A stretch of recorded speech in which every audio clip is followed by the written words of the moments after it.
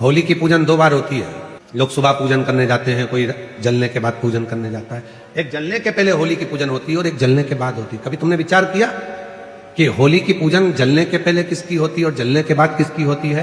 तो याद रखना, जलने के पहले जो होली की पूजन होती है वो हिरण्यकशिपु हिरण्याक्ष की बहन होलिका की होती है, ढूंढा की होती है। और जलने के बाद जो पूजन होती है वो भक्त प्रहलाद की होती है। तो हम सनातनी, हम हिंदू, हम सनातन धर्म को धारण करने वाले, हम इस राक्षस की बहन की पूजन क्यों करें?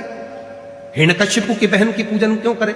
तो शिव महापुराण में चरित्र आता है हिरण्यकशिपु की बहन का। श्रीमद् भागवत में भी चरित्र है, विष्णु पुराण में भी चरित्र है, नरसिंह पुराण में चरित्र है, स्कंद पुराण में चरित्र है। हिरण्यकशिपु की बहन का नाम था ढूंढा।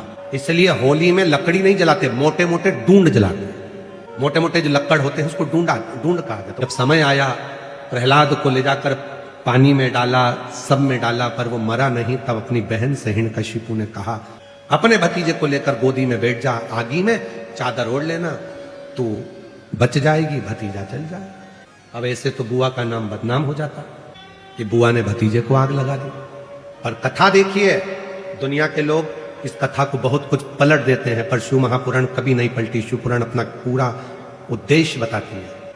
चारों तरफ से अग्नि लगी, बुआ बैठ गई चादर ओढ़कर, ढूंढा अपने तन को ढककर, गोदी में प्रहलाद बैठ गया।